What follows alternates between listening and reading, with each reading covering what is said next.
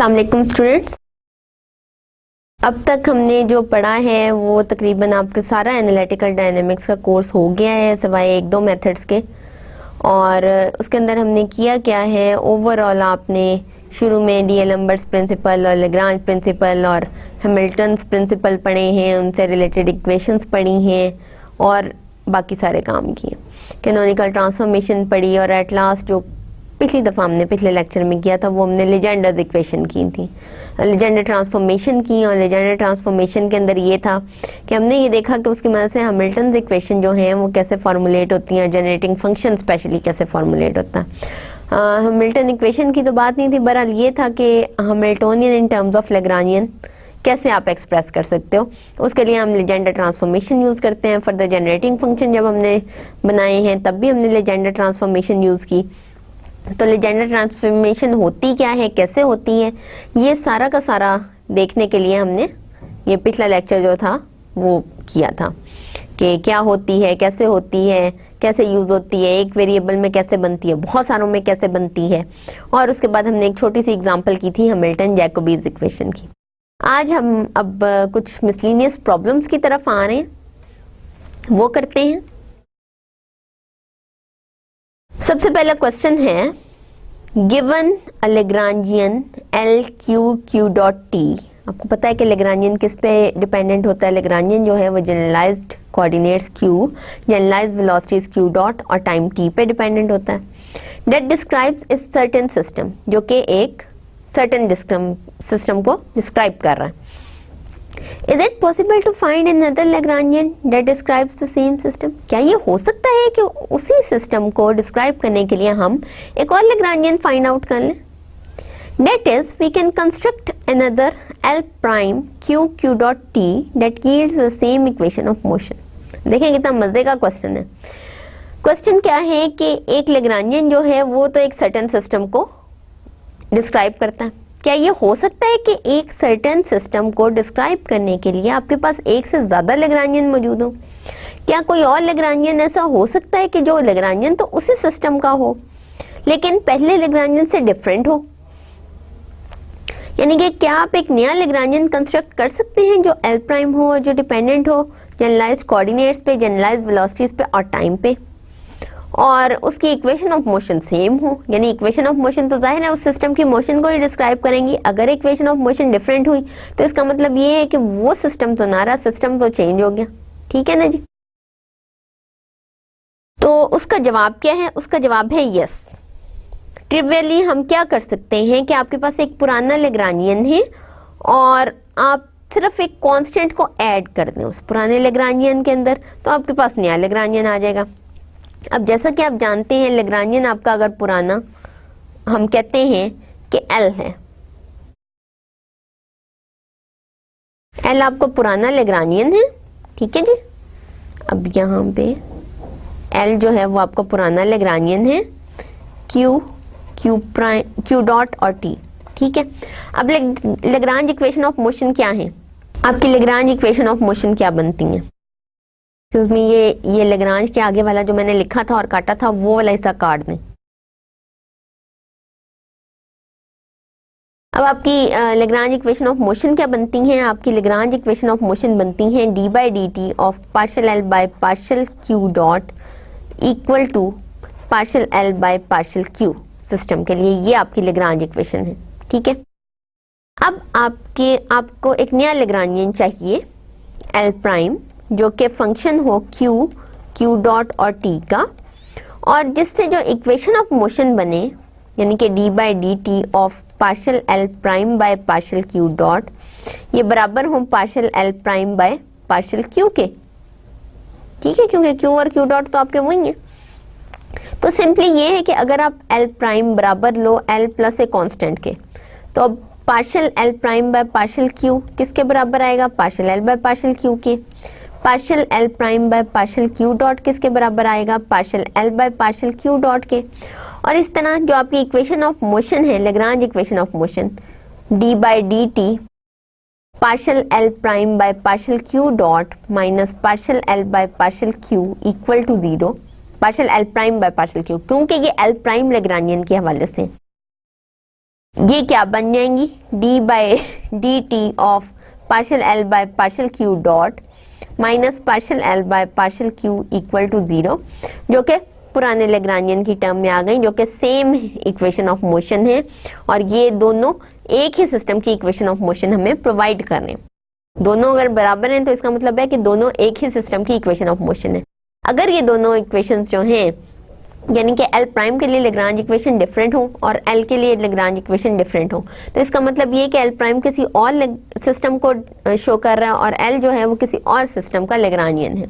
तो अब हम बात कर रहे हैं कि क्या एक ही सिस्टम के लिए दो लेग्रांजियन हो सकते हैं। हमने कहा हाँ जी हो सकते हैं। कैसे हो सकते हैं कि आप नए लेग्रांजियन को पुराना लेग्रांजियन प्लस ए कांस्टेंट लिख दें तो जो सिस्टम ऑफ इक्वेशंस आएगा वो वही होगा जो पुराना वाला सिस्टम है। पुराने वाले लेग्रांजियन के हवाले से लेग्रांज इक्वेशंस हैं, नए वाले लेग्रांजियन के हवाले से भी वही इक्वेशंस आ जाएंगी। लेकिन क्या ये हो सकता है कि हम सिर्फ कांस्टेंट ऐड ना करें, हम नॉन ट्रिवियल चेंजेस करें इस सेल में। अब ये नॉन ट्रिवियल चेंजेस भी हो सकती हैं। कैसे हो सकती हैं, आगे लिखा है show that if we construct a new Lagrangian L prime by adding to L the time derivative on an arbitrary function f q t dependent on q and t but not q dot। अगर हम एक नया Lagrangian बनाते हैं L prime, कैसे बनाते हैं कि L के अंदर हम एक फंक्शन जो कि कोऑर्डिनेट्स और टाइम डिपेंडेंट है लेकिन वेलोसिटी डिपेंडेंट नहीं है उसको ऐड कर दें। तो जो नया लेग्रांजियन होगा, इस फंक्शन का टाइम डेरिवेटिव ऐड कर दें तो जो नया लेग्रांजियन होगा उसकी सेम इक्वेशन ऑफ मोशन होंगी। ठीक है ना। अब हमारा जो नया लेग्रांजियन है, सोल्यूशन इसका क्या है, ये फर्स्ट सोल्यूशन तो नहीं है, ये सिर्फ सोल्यूशन है। सोल्यूशन क्या है कि हमारा नया लेग्रांजियन, उसने बताया है कि पुराना Lagrangian plus time derivative of a function, और फंक्शन किसका है, क्यू और टी का, उसके ऐड करने से बना है। हमने शो क्या करना है, हमने शो ये करना है कि equation of motion for this new Lagrangian and for the old Lagrangian are equal. ठीक है, आप इसको आयलर लेग्रांज इक्वेशन कह सकते हो, आप इसको सिर्फ लेग्रांज इक्वेशन कह सकते हो, क्योंकि आयलर लेग्रांज इक्वेशन और लेग्रांज इक्वेशन एक ही है। तो हमने ये शो करना है कि दोनों के लिए लेग्रांज इक्वेशन सेम होंगी।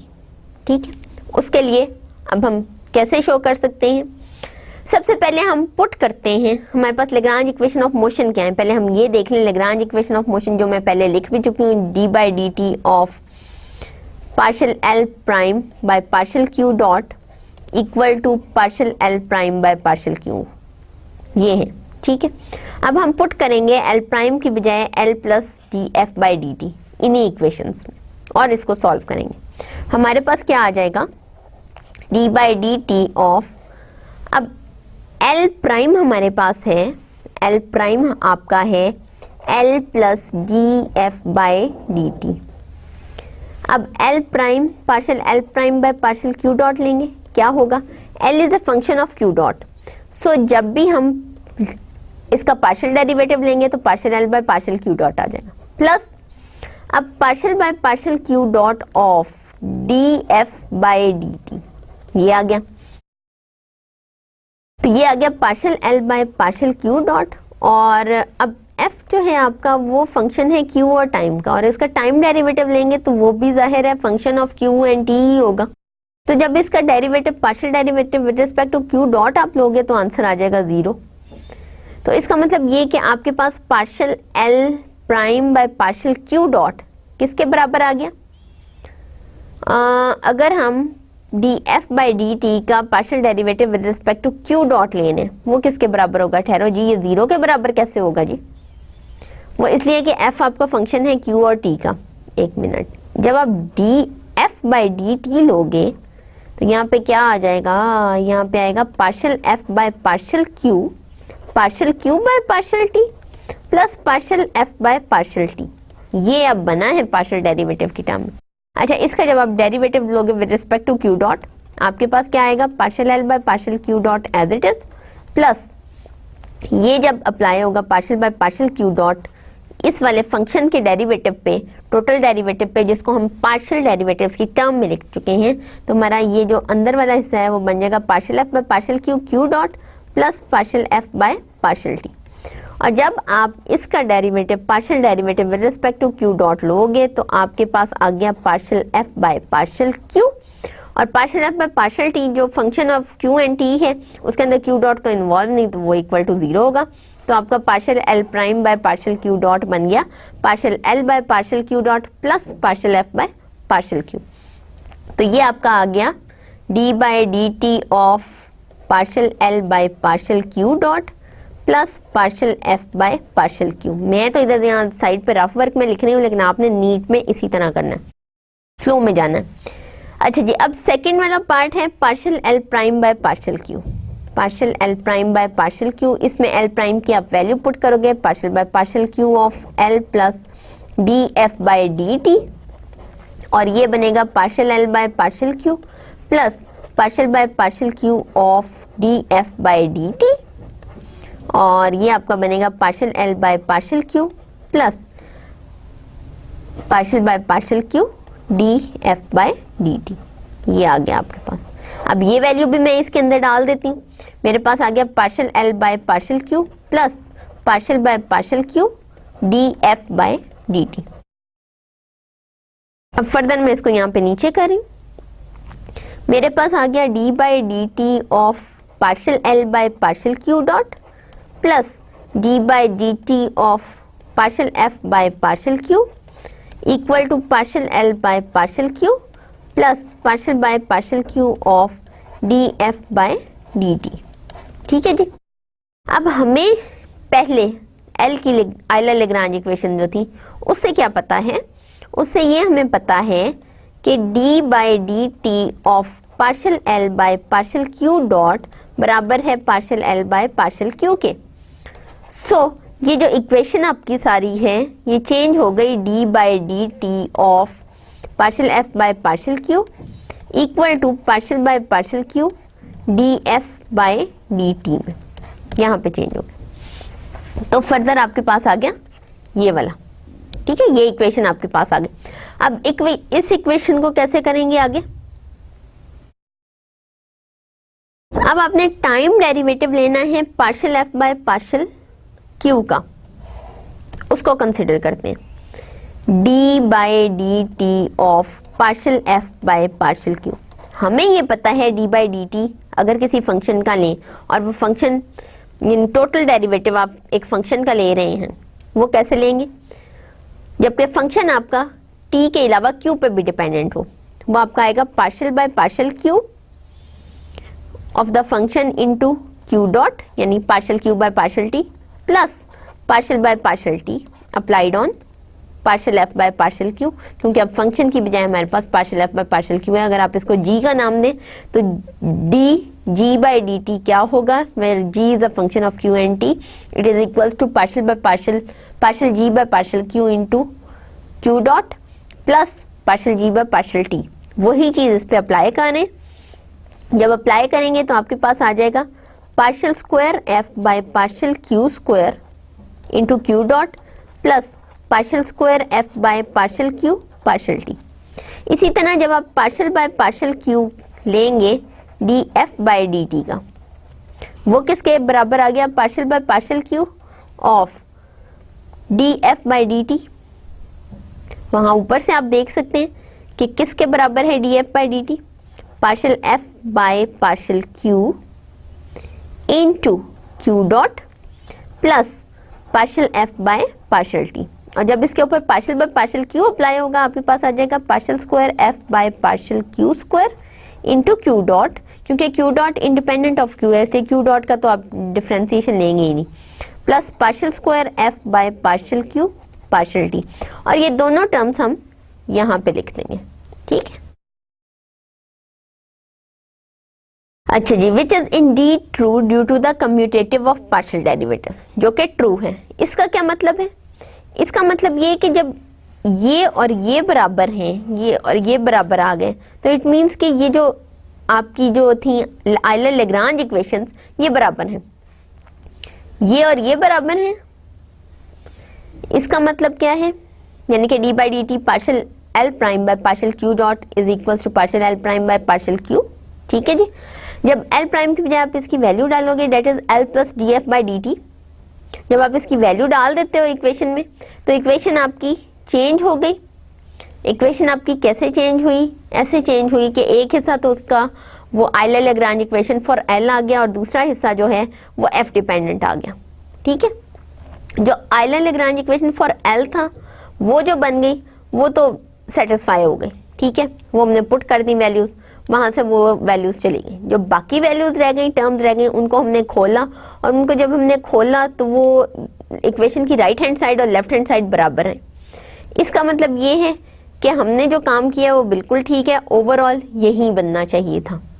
ठीक है, और ये सेम इक्वेशन ऑफ मोशन दे रहे हैं। इसका मतलब ये कि एल और एल प्राइम की सेम इक्वेशन ऑफ मोशन है।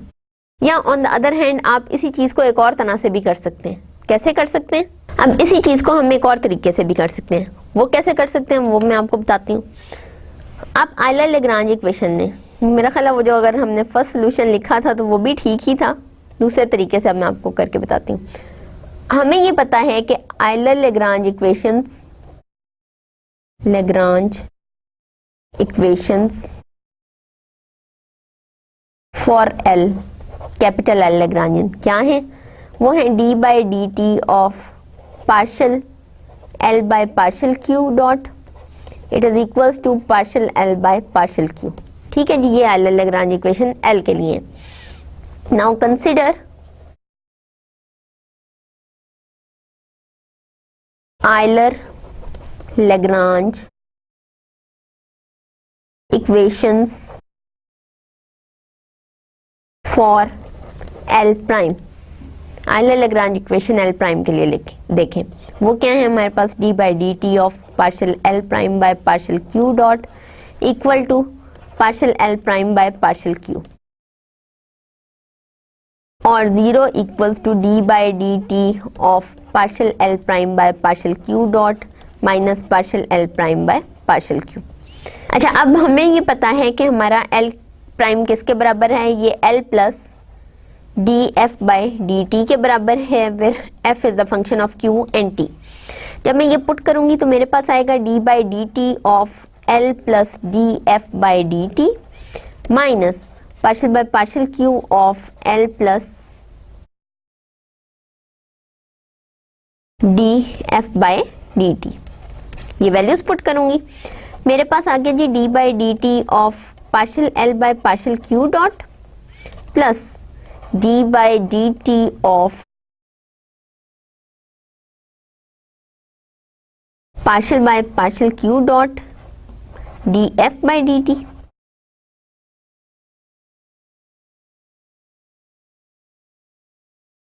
Minus partial by partial Q on L applied on L plus partial by partial q of df by dt।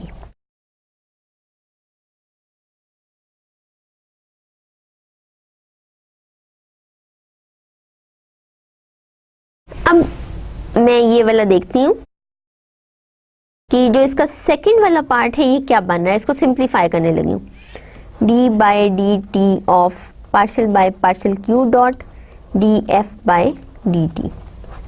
ठीक है, डी बाई डी टी ऐसे ही रहेगा, partial by partial Q dot ऐसे ही रहेगा। D F by D T क्या बना, ये बना partial F by partial Q dot, sorry क्योंकि एफ फंक्शन है आपका क्यू और टी का, partial F by partial Q into Q dot plus partial F by partial t. अब मैं इसका डेरिवेटिव लूंगी with respect to Q dot. जब मैं इसका डेरिवेटिव लेती हूँ with respect to Q dot, मेरे पास आ गया partial F by partial Q, और जब मैं डी बाई डी टी इस partial F by partial Q पे अप्लाई करती हूँ तो मेरे पास क्या आएगा, partial by partial Q of partial F by partial Q into Q dot plus partial by partial t of f, as I know that d by D t it is equals to partial Q by partial t, partial by partial Q plus partial by partial t which is q dot partial by partial Q plus partial by partial T. और ये बन गया आपका partial square F by partial Q square into Q dot plus partial F by partial t. ये आ गई आपकी second term. First term आपकी इक्वेशन में ऐसे ही रहेगी, D by D T of partial L by partial Q dot, क्योंकि मैं लेग्रांज इक्वेशन जो एल के लिए है वो यूज नहीं कर रही पहले, प्लस सेकेंड टर्म आपकी बन जाएगी partial square F by partial Q square into Q dot plus partial F by partial T, minus third term Lagrangian वाली एज इट इज, प्लस चौथी टर्म जो है वो कैसे होगी, partial by partial Q, D F by D T क्या बनेगा, D by D T Q, ये ऊपर वाली डेफिनेशन लगा दो, Q dot partial F by partial Q plus partial by partial t of F. अच्छा जी, अब ये आपके पास आ गया, Q dot is independent of Q, so partial by partial Q would be applicable on partial F by partial Q, so I would get partial square f by partial q plus partial square f by partial q partial t. So I would like to write instead of this thing minus q dot partial square f by partial q minus partial square f by partial q partial t. अच्छा जी, अब क्या करेंगे, ये देखें ये वाली term इससे cancel हो रही है, ये वाली टर्म, ये पार्शियल क्यू भी यहाँ पे आना है और ये पार्शियल बाय पार्शियल क्यू सारे पे अप्लाई हो रहा है ना, partial F by partial t ये आ गया, और जब ये हो गया तो यहाँ पे क्या आ गया जी, partial by F by partial Q. तो यहाँ पे ये देखें ना, जब D by D T apply किया partial F by partial Q पे, तो यहाँ पे आएगा partial by partial Q of partial F by partial Q into Q dot plus partial by partial T applied on partial F by partial Q, और यहाँ पे आपका आएगा partial square F by partial t partial Q, ये आएगा। और इसकी equation जब आप लिखेंगे तो ये टर्म्स जो हैं ये कैंसिल आउट हो गई, रह क्या गया, d by D T of partial L by partial Q dot minus partial L by partial Q equal to 0, which is Euler Lagrange equation for l, और ये सेम है, इसका मतलब आप एल प्राइम के लिए आयलर लेग्रांज इक्वेशन लें या एल के लिए, दोनों आपको सेम चीज देंगे। अब आ जाते हैं जी नेक्स्ट एग्जांपल की तरफ, नेक्स्ट क्वेश्चन की तरफ।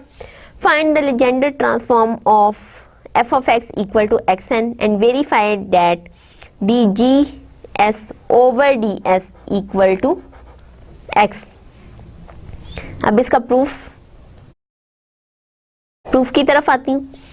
F of x equal to x n, Euler Lagrange ये जो लेजेंडर ट्रांसफॉर्म है, ये अगर आपने जी ऑफ एस ढूंढना हो इससे, वो किसके बराबर है, x S minus F of x S, ठीक है। अब ये एक्स तो आपको पता है क्या है, एस आपने ढूंढना है, एस किसके बराबर है, एस आपका है g d F by d x के बराबर, that is n x raise to power n minus 1, ठीक है। ये आपके पास आ गया s। अब क्या हम x in terms of s लिख सकते हैं? अगर मैं लिखना चाहूं तो मेरे पास x की पावर n माइनस 1 आ गई s ओवर n के बराबर, और x आपका आ गया s ओवर n की पावर 1 ओवर n माइनस 1 के बराबर, ठीक है। तो ये आपका x in terms of s आ गया। अब फर्दर हम काम करेंगे, यहाँ पे आपके पास x की वैल्यू आ गई, जब लेजेंडर ट्रांसफॉर्म में आप पुट करेंगे आपका g आ जाएगा एस एक्स माइनस एफ, और ये जो फंक्शन है अब आप इन टर्म्स ऑफ s लिख सकते हो, जो आपका f है वो है x की पावर n जो है s ओवर n इंटू इसकी power n over n minus 1, ये आपका फंक्शन आ गया। वैल्यूज पुट करेंगे g में, s x की वैल्यू आ जाएगी s ओवर n की power 1 over n minus 1 minus f की वैल्यू लगाओ s over n into n over n minus 1, s over n की power n over n minus 1। तो resultant आपके पास क्या आएगा, आपके पास आएगा जी, अगर आप n से मल्टीप्लाई और डिवाइड इस वाले को कर दो, यानी कि आप लिखो n s ओवर n की power 1 over n minus 1 minus s over n over n minus 1, n as it is, s over s over n into s over N की पावर 1 ओवर एन माइनस 1। ये किसके बराबर है? S over N की power, जाहिर है multiply हो रहा है, ऐड हो जाएगी power 1 over N minus 1 plus 1 which is S over N. अब पावर को सिंप्लीफाई करेंगे, N minus 1 plus 1 over N minus 1, S over N की power N over N minus 1। तो ये हमारे पास आ गया एन, एस ओवर एन की power N over N minus 1 minus S over N की power N over N minus 1।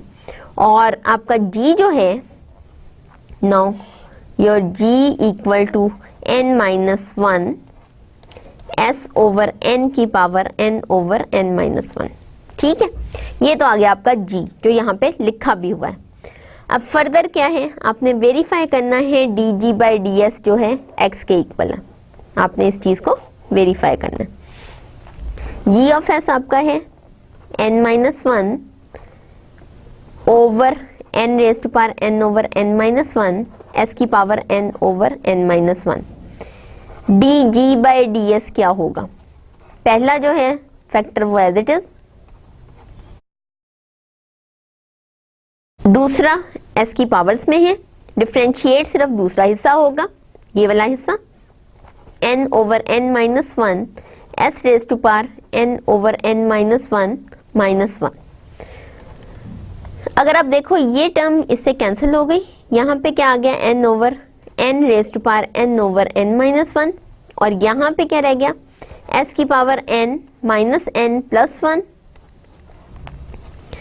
और यहाँ आ गया n 1 minus n over n minus 1, नीचे वाला ऊपर गया पावर माइनस हो गई s रेज टू पावर 1, और यहाँ पे आ जाएगा जी n minus 1 minus n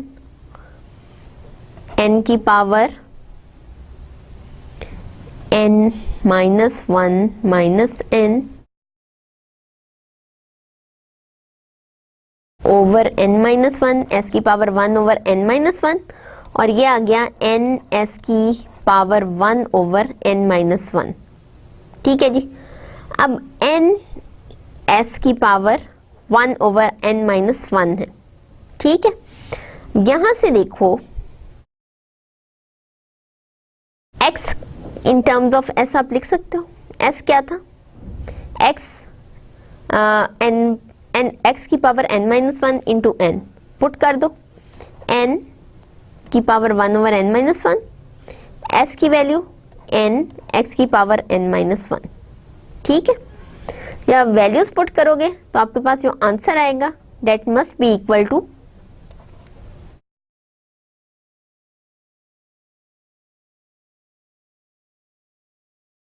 n x raise to power n minus 1, sorry that must be equal to s over n raise to power 1 over n minus 1। तो s की power तो आपके पास आ रही है 1 ओवर n माइनस 1। ठीक है, तो s की पावर आपके पास 1 ओवर n माइनस 1 आ गई, n की पावर आपके पास माइनस साइन के साथ आ रही है। ये अगर आप देखो तो आपके पास आ गया s ओवर n की पावर 1 ओवर n माइनस 1। कुछ सब्स्टिट्यूशन की जरूरत ही नहीं है, तो डायरेक्टली स्ट्रेट अवे निकल आया आंसर। ठीक है जी, अब हम आते हैं अगले एग्जाम्पल की तरफ। नेक्स्ट क्वेश्चन है, let GS be the Legendre transform of f of x। हम कहते हैं कि GS जो है वो f ऑफ x की लेजेंडर ट्रांसफॉर्म है। Show that if two values of s yield the same value of GS। अब हम दो वैल्यूज की तरफ आ गए हैं कि दो वैल्यूज s की हैं जो सेम g ऑफ s हमें दे रही हैं, and if additionally the two associated values of x have the same sign. और अगर इसी तरह दो एसोसिएटेड वैल्यू आपको x की मिलती हैं जिनके सेम साइन हो, then fx must have an inflection point. फिर fx का जरूर कोई ना कोई इन्फ्लेक्शन पॉइंट होगा। इन्फ्लेक्शन पॉइंट कौन सा होता है? एक ऐसा पॉइंट जहाँ पे second derivative of the function 0 होता है। ठीक है ना, फर्स्ट डेरिवेटिव जहाँ पे 0 हो वो एक्सट्रीमम पॉइंट होता है, और जहाँ पे सेकंड डेरिवेटिव 0 हो वो इन्फ्लेक्शन पॉइंट होता है। ये आप लोग पढ़ चुके हैं कैलकुलस के अंदर। अब हम बात करते हैं दोबारा इसकी कि उसने क्वेश्चन क्या किया है। उसने कहा है कि आपके पास एक फंक्शन है कोई भी f ऑफ x, और आपके पास उसका लेजेंडर ट्रांसफॉर्म है वो है g of s। f of x को आपकी लेजेंडर ट्रांसफॉर्म में ने चेंज कर दिया है gs में। लेट अस से कि अगर g ऑफ s की दो डिफरेंट वैल्यूज हैं s की, उसके लिए सेम g ऑफ s की वैल्यू आ जाती है। s की दो डिफरेंट वैल्यूज हैं जिसके लिए g s की सेम वैल्यूज आ जाती हैं, तो पीछे क्या होगा कि फंक्शन ऑफ x के लिए भी रिलेटेड जो x की वैल्यूज हैं वो भी दो आएंगी। अगर ये दो वैल्यूज जो हैं इनके सेम साइन है, यानी कि यहाँ तो दोनों ही पॉजिटिव हैं या दोनों नेगेटिव हैं, तो फंक्शन के लिए फंक्शन का कोई ना कोई इन्फ्लेक्शन पॉइंट जरूर होगा, कोई ना कोई ऐसा पॉइंट होगा जहां double derivative of the function is 0। अब दो डिफरेंट सेम यानी कि दो different values g of s की दो सेम वैल्यूज कैसे दे सकती हैं उसकी तरफ आते हैं कि जी लेट अस से कि आपका g ऑफ s है s स्क्वायर, कुछ ऐसा फंक्शन आ जाता है जिससे जब आप g ऑफ s निकालो तो s स्क्वायर आ गया। अब आप देखो कि s की वैल्यू अगर -1 है तो उसके लिए भी g 1 है, और अगर s की वैल्यू +1 है तो उसके लिए भी g 1 है। ठीक है, तो इसका मतलब ये है कि दो डिफरेंट वैल्यूज हैं s की जिसके लिए g ऑफ s सेम है। अगर s की दो डिफरेंट वैल्यूज हैं जिसके लिए g ऑफ s सेम है, तो इसका मतलब ये है कि एसोसिएटेड दो वैल्यूज x की होंगी जिसका सेम साइन होगा, यानी कि सेम वैल्यूज होंगी x की। g ऑफ s आपको मिल गया ना, तो change in g of s with respect to x, s जो भी आपका आ रहा है x, वो आप देखोगे वो क्या है, वो दो डिफरेंट वैल्यूज हो जाएंगी। x की आपके पास दो डिफरेंट वैल्यूज होंगी, और इसका मतलब क्या है, दो ऐसी डिफरेंट वैल्यूज होंगी अगर इन दोनों का सेम साइन हो तो हम कहते हैं कि वहां पे एक इन्फ्लेक्शन पॉइंट है। ठीक है, वहां पे इन्फ्लेक्शन पॉइंट होगा। सोल्यूशन कैसे करेंगे, अब ये थोड़ा सा थ्योरेटिकल क्वेश्चन है। सोल्यूशन है the value of g s of s as a function of x is, अब g s ऑफ x की वैल्यू अगर आप देखो as a function of x, वो क्या है, f prime x into s x minus f of x। क्यों, हमें ये पता है कि हमारा g जो है वो s x माइनस f के बराबर है। s किसके बराबर है, s equal to f prime, यानी कि g आपका इन टर्म्स ऑफ x अगर हम लिखें तो x f prime minus f के बराबर है। हमें ये कहा गया है कि दो वैल्यूज हैं x की जिसके लिए हमें दो s मिलते हैं, और ये दोनों s जब g में पुट करते हो तो वैल्यू सेम आती है, यानी कि आपको ये बताया गया है कि g of s1 equal to g of s2 है। s1 के कॉरेस्पॉन्डिंग एक वैल्यू है x की x1, और s2 के कॉरेस्पॉन्डिंग एक वैल्यू है x की x2। अब इनके लिए g ऑफ s1 और g ऑफ s2 बराबर है, तो g ऑफ s1 किसके बराबर होगा, g ऑफ s1 बराबर होगा x1 f prime x1 minus f of x1 के। ठीक है, g ऑफ s2 किसके बराबर होगा, x2 f prime x2 minus f of x2 के। ठीक है, अब ये दो वैल्यूज आपकी आ गई यहां से, और दोनों जो वैल्यूज हैं वो सेम है, यानी कि आपके पास इस वक्त है क्या रिजल्ट, आपके पास रिजल्ट ये है कि x1 f prime x1 minus f of x1 equal to x2 f prime x2 minus f of x2, ये हमारे पास आ गया।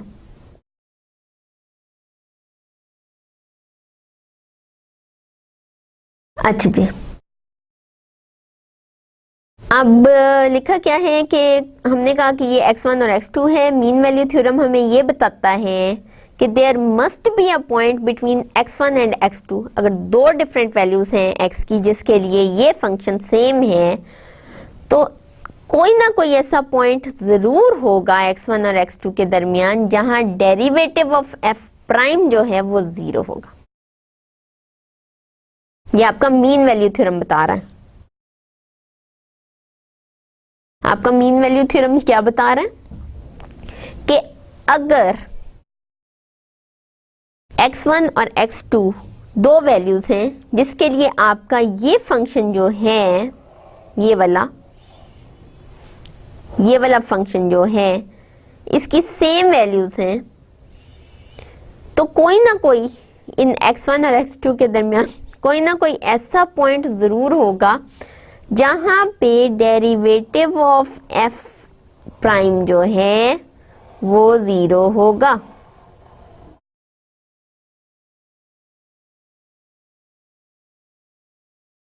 In other words, f prime of x achieves a maximum or minimum somewhere between x1 and x2। अब यहाँ पे हम change देखते हैं। हम ये कंसिडर कर रहे हैं, आपका मीन वैल्यू थ्योरम क्या कहता है? आपका मीन वैल्यू थ्योरम ये कहता है कि अगर आपकी f of x into X minus F जो है उसकी वैल्यूज सेम है, same for to values x1 and x2 of x की दो वैल्यूज के लिए इसकी वैल्यू सेम है, तो then there exist a point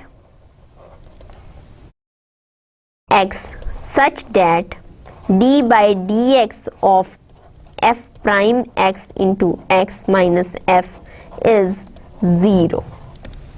ठीक है जी, यानी कि मीन वैल्यू थ्योरम के अकॉर्डिंगली कोई ना कोई x ऐसा है कि जहां पे f prime into X minus F का derivative with respect to X 0 होगा, यानी कि पहला फंक्शन एज इट इज, दूसरे का डेरिवेटिव माइनस प्लस दूसरा एज इट इज, पहले का derivative minus F prime is 0 और x F double prime is 0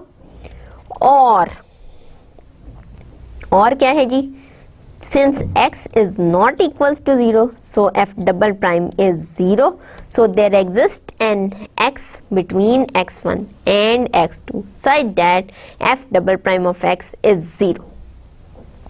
ये जो मैं पहले कर रही थी इसे भी अगर आप देखो तो ये बड़े आराम से आसानी से ये आ सकता है कि अगर x1 f prime x1 minus f of x1 बराबर है x2 f prime x2 minus f of x2 के, तो वहां पे एक ऐसा आप फंक्शन इंट्रोड्यूस करा सकते हो कि जिसका डबल डेरिवेटिव इक्वल टू 0 आएगा। तो ये बजाय इसके कि वो इतना लंबा करते और मीन वैल्यू थ्योरम खुद से हम डिराइव करते और उसको करते, हमने डायरेक्टली यहाँ पे मीन वैल्यू थ्योरम का रिजल्ट निकाल लिया कि ऐसा फंक्शन हमने ले लिया है कि जहाँ पे ये 0 होगा, एफ प्राइम एक्स जो है वो 0 हो जाए। अच्छा जी, अब जी अगले क्वेश्चन की तरफ आ जाए। अगला क्वेश्चन बी इसी के मुतालिक है, यानी कि आपकी लीजेंडर ट्रांसफॉर्म के मुतालिक। अब अगला क्वेश्चन थोड़ा सा डिफरेंट है। पहले ये था कि एस की दो वैल्यूज थी जिसके लिए जी एफ एस एक था। अब जो है, अब ये है कि जी ऑफ एस की दो वैल्यूज आ गई, एस एक है, जी ऑफ एस की दो वैल्यूज आ गई। Let g of s be the Legendre transform of f of x. हम कहते हैं जी ऑफ एस जो है वो एफ ऑफ एक्स का लीजेंडर ट्रांसफॉर्म है। Show that if g of s is double valued. Show ये करना है कि अगर जी ऑफ एस की दो वैल्यूज हैं, that is if a given value of s yields two different values of g s, यानी कि अगर आप एस की एक वैल्यू लगा रहे हैं तो जी ऑफ एस की दो वैल्यू निकालेंगे, then f of x must have an inflection point. अगर ऐसा है तो एफ ऑफ एक्स का एक इन्फ्लेक्शन पॉइंट है। इन्फ्लेक्शन पॉइंट कौन सा है? वही पुरानी definition, where the second derivative is 0। हम कहते हैं कि let x1 and x2 be associated value of x where the line of slope s are tangent to f of x। हम कहते हैं x1 और x2 दो x की वैल्यूज हैं जहां पे लाइंस ऑफ स्लोप जो हैं वो tangent to f of x हैं। अब x1 और x2 बराबर नहीं है because f of x is assume to be well defined. f of x को उनका वेल डिफाइंड है, तो x1 और x2 बराबर नहीं है। कोई भी दो ऐसी वैल्यूज एक जैसी नहीं होंगी कि जिनका f ऑफ x जो है वो अब f of x well defined है तो दो वैल्यूज x की ऐसी होंगी जिसका सेम स्लोप आ रहा है, यानी f ऑफ x1 भी s है और f ऑफ x2 भी s है, यानी उसका स्लोप भी f ऑफ x1 का भी स्लोप s है और f एट x2 भी स्लोप s है। हमने कहा है कि दो ऐसे पॉइंट्स हैं जहां पे सेम स्लोप आ रहा है, तभी तो g ऑफ s की दो वैल्यूज होंगी। हम कहते हैं बात क्या हो रही है, हमने ये शो करना है कि g ऑफ s की दो वैल्यूज हैं, ठीक है। यानी कि g of s has two values a and b, दो वैल्यूज हैं where a is not equal to b। अगर g ऑफ s की दो वैल्यूज हैं तो इसका क्या मतलब है, g ऑफ s आ रहा है f ऑफ x है, g ऑफ s की आ रही है दो वैल्यूज, इसका मतलब ये कि डेरिवेटिव डबल वैल्यूड है। डबल वैल्यूड का क्या मतलब है, डेरिवेटिव की दो वैल्यूज का क्या मतलब है? हम सबसे पहले ये कंसिडर करते हैं कि हम दो पॉइंट्स लेते हैं x1 और x2 जो कि बराबर नहीं है, और such that f of x1 equal to f of x2, या slope eight f of x1, हम कहते हैं slope of f of x1 और slope of f of x2 जो है वो बराबर है। f ऑफ x1 और f ऑफ x2 बेशक बराबर ना हो लेकिन उनके ऊपर स्लोप बराबर है। फॉर एग्जांपल ऐसे आ रहा है, तो यहाँ पे अगर आप स्लोप देखोगे वो भी जीरो है, यहाँ पे स्लोप देखोगे वो भी जीरो है, यहाँ पे स्लोप देखोगे वो भी जीरो है। f ऑफ x1 और f ऑफ x2 और f ऑफ x3 ये बराबर नहीं है, लेकिन यहाँ पे स्लोप्स जो हैं वो बराबर है। अच्छा जी, अब हम कहते हैं कि दो ऐसे हमें पॉइंट्स मिल गए हैं जहाँ पे स्लोप जो है वो इक्वल है। फंक्शन का स्लोप, f फंक्शन का स्लोप दो पॉइंट्स x के हैं, दो वैल्यूज x की हैं, जहाँ पे slope of the function f जो है वो बराबर है। बराबर है तो इसका क्या मतलब है, क्योंकि slopes are equal at x1 and x2, the mean value theorem tells us, mean value theorem हमें क्या बताता है कि कोई ना कोई ऐसा पॉइंट ऐसा जरूर होगा x1 और x2 के दरमियान जहां पर डेरिवेटिव का स्लोप जीरो होगा, यानी कि second derivative of f of x zero होगा, जो कि हम शो करना चाह रहे हैं। अब जी नेक्स्ट क्वेश्चन की तरफ। नेक्स्ट क्वेश्चन क्या है, गिवन है हैमिल्टोनियन, एक हैमिल्टोनियन आपको दे दिया गया है h equal to p square over 2m plus v of x. Hamiltonian आपको उसने बता दिया है कि h जो है वो p square over 2m plus v of x के बराबर है। हमने क्या शो करना है, show that Hamilton's equation are equivalent to f equal to m में हमने ये शो करना है कि जो हैमिल्टन्स इक्वेशन है वो न्यूटन सेकंड लॉ के इक्विवेलेंट है। ये वो बात है जो हम पहले भी कई दफा कर चुके हैं कि हैमिल्टन की इक्वेशन हो या लैग्रांज की इक्वेशन हो या न्यूटन लॉ हो, ये सब एक ही चीज की मुख्तलिफ रिप्रेजेंटेशंस हैं। लैग्रांजियन मैकेनिक्स है क्या है, reformulation of classical mechanics. Hamiltonian mechanics is the reformulation of classical mechanics, but in a convenient sense. Lagrange ने कैसे इसको कन्वीनियंट किया, अपनी इक्वेशंस दे दी, जनरलाइज्ड कोऑर्डिनेट्स का कॉन्सेप्ट दे दिया कि अच्छा जी आपको एक्स वाई कार्टेशियन कोऑर्डिनेट्स में इजी नहीं लग रहा, आप पोलर कोऑर्डिनेट्स में चले जाओ, आपको स्पेस में इजी नहीं लग रहा कार्टेशियन स्पेस में, आप स्फेरिकल पोलर में चले जाओ, आप सिलेंड्रिकल में चले जाओ, किसी और स्पेस में चले जाओ, वहां पे जाके इन इक्वेशंस को सॉल्व कर लो, वहां पे जाके रिजल्ट निकालो। हैमिल्टन ने क्या कहा, हैमिल्टन ने फेज स्पेस का कॉन्सेप्ट दे दिया, अच्छा जी एक ऐसी स्पेस है जिसके 2n कोऑर्डिनेट्स, अब ये जो 2n कोऑर्डिनेट्स में उस चीज को ले आओ और ला के तो उसको बड़े आराम से हैमिल्टोनियन इक्वेशन से इक्वेशन ऑफ मोशन निकाल लो और आपके लिए कितना इजी हो गया। तो अब बात वही है, शो करना है कि हैमिल्टन इक्वेशंस और न्यूटन सेकंड लॉ बराबर हैं। गिवन क्या है, हैमिल्टोनियन है h equal to p square over 2m plus v of x. Show हमने क्या करना है कि हैमिल्टन की इक्वेशन किसके इक्विवेलेंट है, f equal to m a के।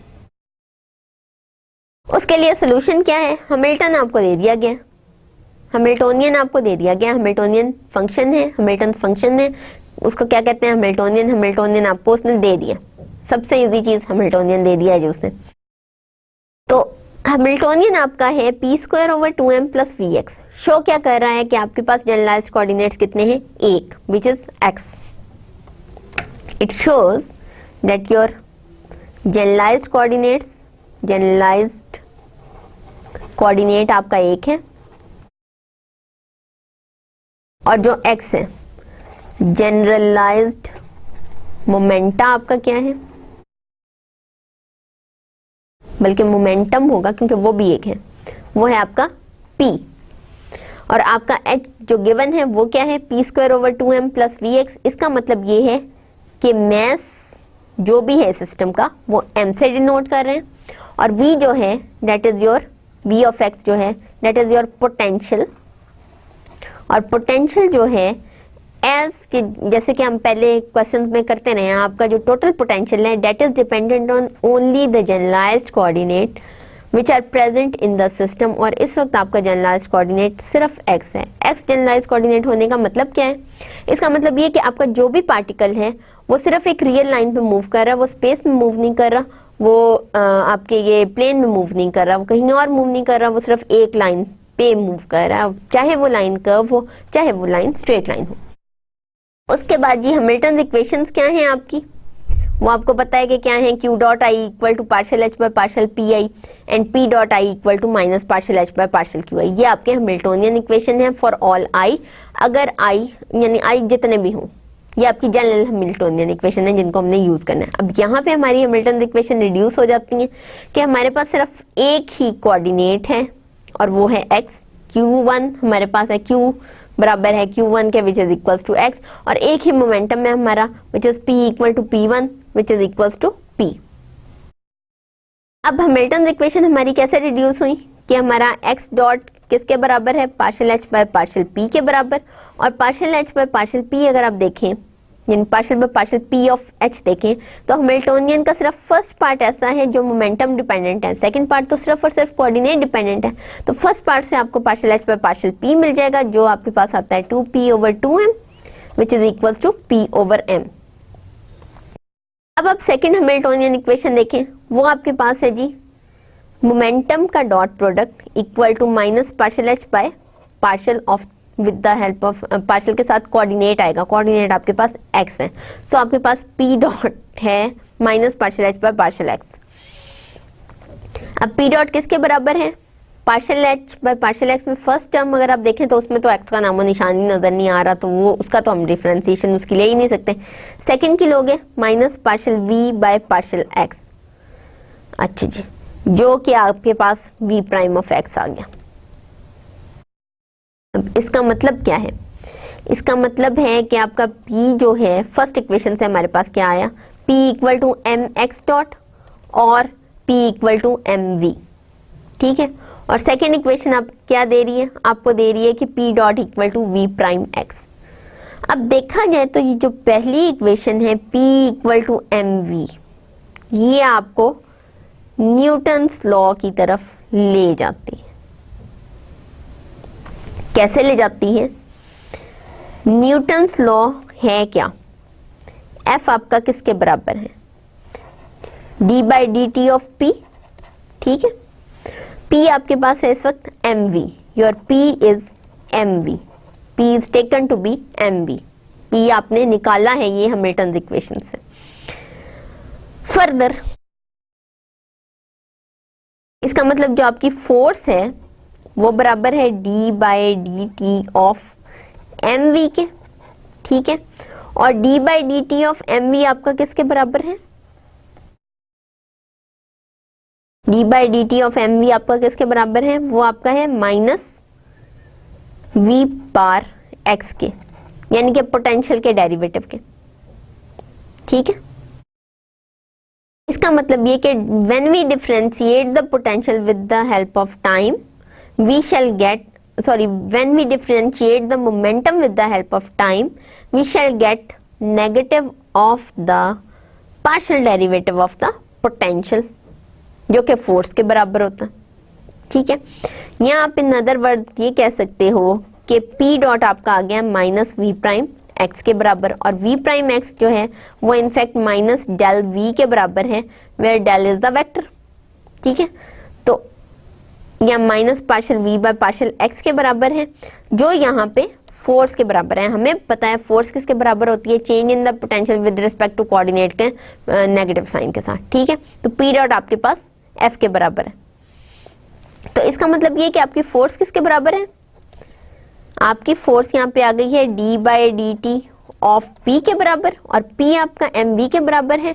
आपको हैमिल्टन की पहली इक्वेशन बता रही है d by D T of mv के बराबर है, और m क्योंकि इंडिपेंडेंट ऑफ टाइम है तो आपकी फोर्स किसके बराबर आ जाएगी, आपकी फोर्स आ गई है m d v by D T के बराबर, और फोर्स आपकी m a के बराबर है जो कि न्यूटन का लॉ है। हैमिल्टोनियन हमें दिया हुआ था, हमने शो करना था कि हैमिल्टन की इक्वेशंस जो हैं वो इक्विवेलेंट हैं न्यूटन सेकंड लॉ के। हमने किया क्या, हमने हैमिल्टोनियन इक्वेशन ली, हैमिल्टोनियन लिया, हैमिल्टन की इक्वेशंस ली, हैमिल्टन की इक्वेशन में वैल्यूज पुट की, वैल्यूज पुट की तो आपके पास x dot equal to p over m आ गया और p डॉट आपके पास माइनस v प्राइम x आ गया। अब p डॉट आपके पास माइनस v प्राइम x आया, जो आपको बता रहा था कि आपका जो p डॉट है वो negative of the del of the potential है।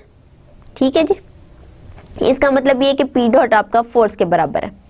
फर्दर हमारे पास ये आया है कि P जो है वो mv के बराबर है या mx डॉट के बराबर। इसका मतलब ये कि फोर्स आपकी है d by D T of m x dot. Now your mass is independent of time.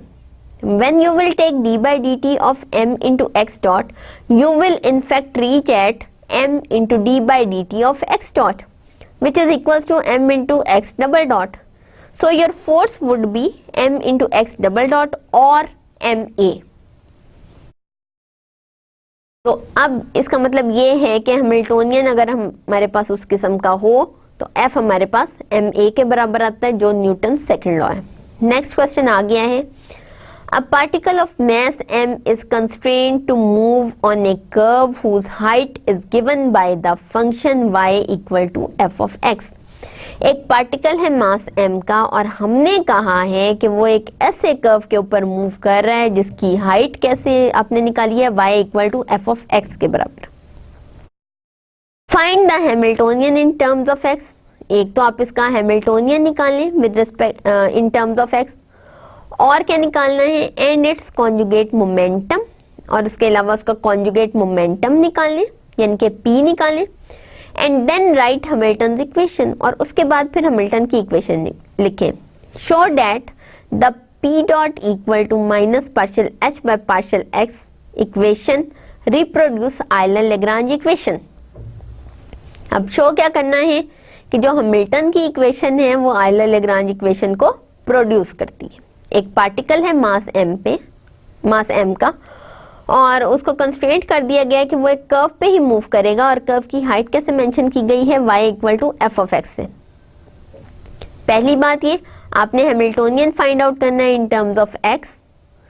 दूसरी बात, जब हैमिल्टोनियन फाइंड आउट कर लेंगे तो वहां से कॉन्जुगेट मोमेंटा लेके आने, कॉन्जुगेट मोमेंटा ला के तो आपने हैमिल्टन इक्वेशंस लिखनी है।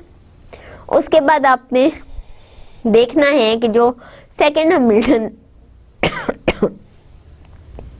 उसके बाद आपने देखना है कि जो दूसरी हैमिल्टन इक्वेशन है वो रिप्रोड्यूस करेंगे है आयलर लेग्रांज इक्वेशन को। सॉल्यूशन, आपके पास कोई भी कर्व है y as function of x, ये आपका ग्राफ बन सकता है, ये x एक्सिस है, ये y एक्सिस है, ये आपके पास फंक्शन ऑफ x है f ऑफ x। ठीक है, और आप कहते हो कि ये आपके पास टोटल है। अब हैमिल्टोनियन इस फंक्शन का निकालना, इसकी स्पीड क्या है, हॉरिजॉन्टल स्पीड x डॉट है, वर्टिकल स्पीड क्या है, x dot times the slope. Particle की हॉरिजॉन्टल स्पीड क्या होगी, आपके पास इसके कोऑर्डिनेट्स क्या हैं, हर पॉइंट के कोऑर्डिनेट्स क्या हैं, यहाँ पे आ जाते हैं। कोई भी पॉइंट आप यहाँ पे ले लें इस कर्व के ऊपर, तो उसके कोऑर्डिनेट्स क्या हैं, x और y, ये कोऑर्डिनेट्स हैं on each point of the curve. और हम कहते हैं कि x और f जो हैं वो इसके कोऑर्डिनेट्स हैं। ठीक है, अगर इस कर्व के हर पॉइंट को हम इस तरह से मेंशन कर सकें, या इस कर्व के हर पॉइंट के पोजीशन वेक्टर को हम r से मेंशन करें, r is xi plus fj, ठीक है, या f of x times j। अब इसका अगर मैं टाइम डेरिवेटिव लूं, टाइम डेरिवेटिव किसके बराबर होगा, r dot partial D R by D T, D R by D T जब मैं ले रही हूं तो एक तो मेरे पास D X by D T आ गया, x डॉट आ गया, plus d by D T अगर मैं f पे अप्लाई करूं वो किसके बराबर होगा, f is a function of x, तो आपका d by D T reduce हो जाएगा D F by d x into D partial F by partial x into partial x bye partial T में। Into J.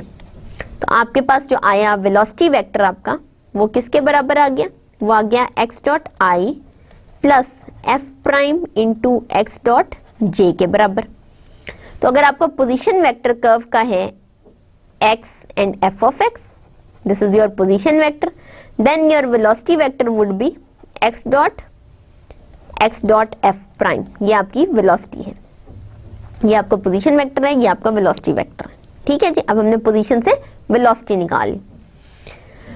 So the Lagrangian is with f and f dash written as shorthand for f of x and f prime x। अगर हम यहाँ से Lagrangian निकालना चाहें तो कैसे निकालेंगे? Lagrangian किसके बराबर होता है आपका 1/2 mv² या x डॉट स्क्वायर या r dot square half mr dot square minus potential energy v of x। ठीक है, Lagrangian आपका है kinetic energy minus potential energy. Kinetic energy क्या है आपकी यहाँ पे? Lagrangian is t minus v and what is your t over here? t is half mv square r dot square which is half m r dot square किसके बराबर है? x dot square plus x dot square f prime square, यानी कि आपके पास है t 1/m/2 into x dot square plus y dot square, और y dot square की बजाय आपके पास ये सेकंड कंपोनेंट है एक्स डॉट एफ प्राइम, इसकी वैल्यू पुट कर देंगे तो t आपके पास आ गया m x dot square over 2 1 plus F prime square. ये आ गया आपका t यानी कि काइनेटिक एनर्जी। अब पोटेंशियल एनर्जी इसकी क्या होगी? v ऑफ x क्या होगा?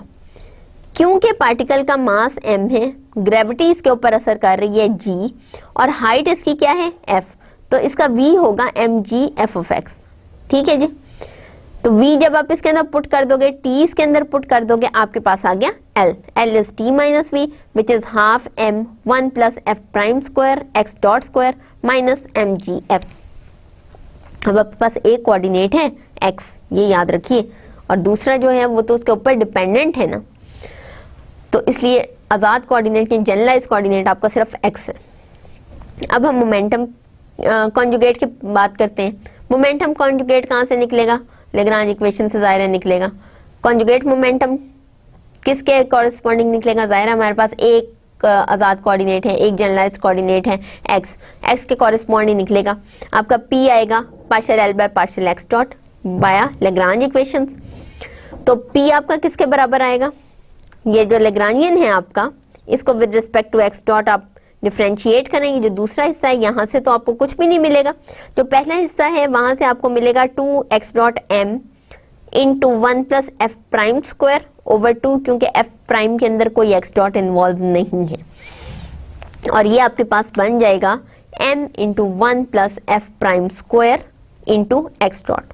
आपका हैमिल्टोनियन क्या बना? आपका हैमिल्टोनियन बनेगा h equal to p x dot minus l. भाई हैमिल्टोनियन ये क्यों बनेगा? कहाँ से आ गया ये हैमिल्टोनियन? ये हैमिल्टोनियन जो आया है वो आपके इस रिलेशनशिप से आया है summation I p i Q dot I minus L, और आपके पास यहाँ पे p क्या है? p है, q क्या है? x है, उसका डॉट ले लेंगे माइनस l, और ये आपका हैमिल्टोनियन और लेग्रांजियन के दरमियान यहाँ पे रिलेशनशिप है। ठीक है जी, अब आपका हैमिल्टोनियन क्या बन रहा है? p की बजाय p की वैल्यू लगा दो, m 1 plus F prime square into x dot into x dot minus l किसके बराबर है? l आपका है, उसकी वैल्यू लिखो 1/2 m x dot square 1 plus F prime square minus M G f, और जब आप इसको सॉल्व करोगे आपके पास आ जाएगा m 1 plus F prime square x dot square minus 1/2 m x dot square 1 plus F prime square plus M G f which is equals to 1/2 m x dot square 1 plus F prime square plus M G f. ये आपका आ गया Hamiltonian, ये वाला सारा आपका आ गया हैमिल्टोनियन। ठीक है, और इसको हम लिख सकते हैं क्योंकि आपका जो p है वो m 1 plus F prime square into x dot के बराबर है। आप यहाँ से एक्स डॉट को इन टर्म्स ऑफ p लिख सकते हो और एक्स डॉट की वैल्यू डाल सकते हो, ठीक है। तो एक्स डॉट आपका आ जाएगा यहाँ से, x dot is p over m 1 plus F prime square, ठीक है, इसके बराबर आ गया। तो ये आ गया half m p square over m square 1 plus F prime square into 1 plus F prime square plus M G f. अच्छा जी, जब यहां से स्क्वायर में से एक कैंसिल आउट हो जाएगा, ये भी स्क्वायर में से एक कैंसिल आउट हो गया, रह क्या गया p square over 2m 1 plus F prime square plus M G f. ये आपका आ गया Hamiltonian in terms of p और इन टर्म्स ऑफ मोमेंटा। अब आप हैमिल्टोनियन इक्वेशंस की तरफ आ जाओ। आपकी हैमिल्टोनियन इक्वेशंस क्या बनेंगी? आपकी हैमिल्टन इक्वेशन कैसे बनेंगी? हैमिल्टन इक्वेशन थी क्या? Q i equal to partial h by partial p i and p i, q i dot is equal to partial h by partial p i and p i dot equal to minus partial h by partial q i. ये थी आपकी Hamiltonian equation.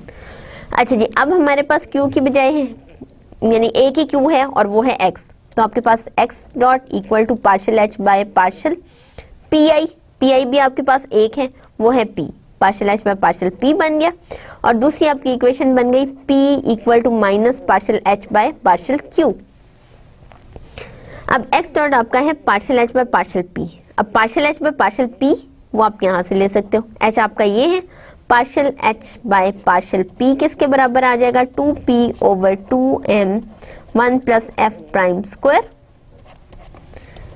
p over m 1 plus F prime square. ये आपका आ गया partial h by partial p या x dot, ठीक है। तो आपका x डॉट आ गया p over m 1 plus F prime square. अब नेक्स्ट क्या आ जाएगा आपके पास? नेक्स्ट है p dot equal to minus partial h by partial q या partial h by partial x। जब आप partial h by partial x लोगे, यहाँ पे हम लेते हैं partial h by partial x, किसके बराबर आएगा? आपके पास f जो है वो फंक्शन ऑफ x है, उसके अलावा आपके पास कोई फंक्शन ऑफ x नहीं है इस वक्त। तो यहां से आपके पास पार्शियल बाय पार्शियल x वाली टर्म आएगी, डिफरेंशिएशन वाली टर्म, ये वाली टर्म जो है ये डिफरेंशिएशन वाली टर्म है। तो partial h by partial x जब हम लेंगे तो p square over 2m as constant as it is रहेगा। अब इस वाले नीचे वाले हिस्से का यानी 1 over 1 plus F prime square का डिफरेंशिएशन आपने लेना है, यानी partial by partial x of 1 over 1 plus F prime square आप लेना चाह रहे हो, प्लस एम जी एफ का डेरिवेटिव आ जाएगा, ठीक है। और ये आपके पास क्या आएगा? जब आप डिफरेंशिएशन करोगे p स्क्वायर ओवर 2m, नीचे वाले का square 1 plus F prime square का स्क्वायर, नीचे वाला ऊपर 1 प्लस एफ प्राइम स्क्वायर ऊपर, ऊपर वाले का डेरिवेटिव 0 माइनस ऊपर वाला as it is 1 as it is, नीचे वाले का derivative minus plus 2 F prime F double prime plus M G F prime. और ये आपका हो जाएगा जी partial h by partial x। अब मैं यहाँ लिख रही हूँ, नीचे जगह कम है इसलिए, वो आपके पास आ जाएगा p square over 2m into minus 2 F prime F double prime over 1 plus F prime square का square plus M G F prime, ठीक है। तो जब आप नेगेटिव साइन के साथ इसको मल्टीप्लाई करोगे और इस सारे को भी जाहिर है मल्टीप्लाई करोगे नेगेटिव साइन के साथ, तो आपके पास कौन p डॉट आ जाएगा। सो p डॉट आपके पास जो आएगा वो p square f f p dot आपके पास आएगा p square F prime F double prime over m 1 plus F prime square minus M G F prime, ठीक है जी। ये आपकी आ गई हैमिल्टन इक्वेशन। अब हमने ये शो करना है कि जो सेकंड हैमिल्टन इक्वेशन है ये आपकी आयलर लेग्रांज इक्वेशन है। पहली जो है वो तो सिंपली जब आप देखो तो ये जो पहली इक्वेशन है इससे आपको p in terms of x dot मिल जाएगा, जो आप पहले ही आपके पास है, ये है, ठीक है। दूसरी इक्वेशन को आप देखो तो आपके पास क्या है? आपके पास है derivative of p is equals to, किसके बराबर है ये derivative, P square F prime F double prime, P square F prime F double prime over M 1 plus F prime square का square minus M G F prime, इसके बराबर है। ये आपका D P by D T है। और P आपका किसके बराबर है, पी आपका M 1 plus F prime square x dot के बराबर है। वैल्यूज पुट करें पी की, इसके स्क्वायर की, आपके पास आ गया जी D by D T of M x dot 1 plus F prime का square equal to M square x dot square 1 plus F prime square का square into F prime F double prime over M 1 plus F prime square का square minus M G F prime. ये इससे cancel हो गया, ये इससे cancel हो गया। M x dot square F prime F double prime minus M G F prime. अब ये m क्योंकि इंडिपेंडेंट ऑफ टाइम है, ये बाहर निकल जाएगा इक्वेशन के और ओवरऑल इक्वेशन में कैंसिल आउट हो जाएगा। आपके पास जो इक्वेशन रह जाएगी वो रह जाएगी ये d by D T of 1 plus F prime square into x dot equal to X dot का square F prime F double prime minus G F prime. और ये आयलर लेग्रांज इक्वेशन के बराबर आएगी, जहां पे लेग्रांजियन आपका क्या है, ये देखें लेग्रांजियन आपका क्या था 1/2m 1 plus F prime square x dot square minus M G f. आपका लेग्रांजियन आपके पास था 1/2m एक्स डॉट, मैं दोबारा यहां से देख लूं, x dot square 1 plus F prime square minus M G f, ये आपका लेग्रांजियन था। अब आयलर लेग्रांज इक्वेशन आपकी क्या है, D by D T of partial L by partial x dot equal to partial L by partial x, ये आपकी Euler Lagrange equation है। जब आप partial L by partial x लोगे किसके बराबर आएगा, partial L by partial x आपका किसके बराबर आएगा, आपके पास सिर्फ एफ फंक्शन ऑफ एक्स है, ठीक है ना, तो आपके पास यहां से आ जाएगा half M x dot square as it is, क्योंकि एफ आपका फंक्शन ऑफ एक्स है, सिर्फ उसका डेरिवेटिव आएगा 2 F prime F double prime minus M G F prime. ये partial L by partial x आपका आ गया। अब partial L by partial x dot आपके पास क्या आएगा, M by 2 into 2 X dot 1 plus F prime square, और क्योंकि सेकंड वाला पार्ट जो है लेग्रांजियन का वो डिपेंडेंट ऑन एक्स डॉट नहीं है, इसलिए वहां कुछ नहीं आएगा। सो आपका जो आयलर लेग्रांज इक्वेशन है ये किस में रिड्यूस हो गई है, D by D T of 1 plus F prime whole f prime square into x dot, m जो है वो भी कैंसिल आउट हो गया, इंडिपेंडेंट ऑफ टाइम है, इंडिपेंडेंट ऑफ एक्सेस है, इसलिए एम बाहर निकल जाएगा, इक्वल टू ये 2 यहां से कैंसिल हो जाता है, वो 2 वहां से कैंसिल हो जाता है, देख लें, equal to X dot square F prime F double prime minus G F prime आ जाएगा।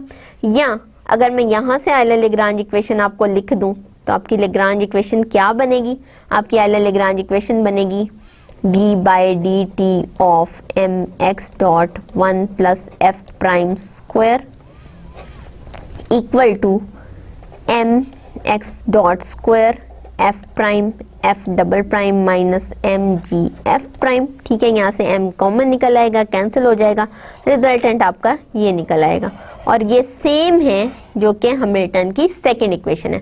अब आप यहाँ से देख सकते हैं कि आपकी पहले हमने ये देखा कि हैमिल्टोनियन था आपके पास, हैमिल्टोनियन के लिहाज से आपने देखा कि हैमिल्टन की इक्वेशंस जो हैं और स्पेशली जो सेकंड इक्वेशन है वो इक्विवेलेंट है F equal to m a के, ठीक है, न्यूटोनियन सेकंड लॉ के। अब नेक्स्ट जो एग्जांपल थी ये वाली, ये क्वेश्चन जो था इसके अंदर हमने ये देखा कि हैमिल्टन की जो सेकंड एग्जांपल है, सेकंड हैमिल्टोनियन एग्जांपल जो है वो आपके आयलर लेग्रांज इक्वेशन में चेंज हो गई, ठीक है, वो इसका मतलब ये कि आयलर लेग्रांज इक्वेशन भी उसी चीज को शो करती है, आपका हैमिल्टन इक्वेशन वो भी उसी चीज को शो करते हैं, और आपकी न्यूटन सेकंड इक्वेशन जो है वो भी उसी चीज को शो करती है। इसके साथ ही जी हम ये वाला लेक्चर खत्म करते हैं। इंशाल्लाह बाकी एप्लीकेशन जो हैं वो हम नेक्स्ट लेक्चर में करेंगे। तो आपको बहुत बहुत शुक्रिया, आप अच्छी तरह से इसको कीजिएगा और इसके अलावा और भी एप्लीकेशंस खुद से भी करने की कोशिश करें। Thank you.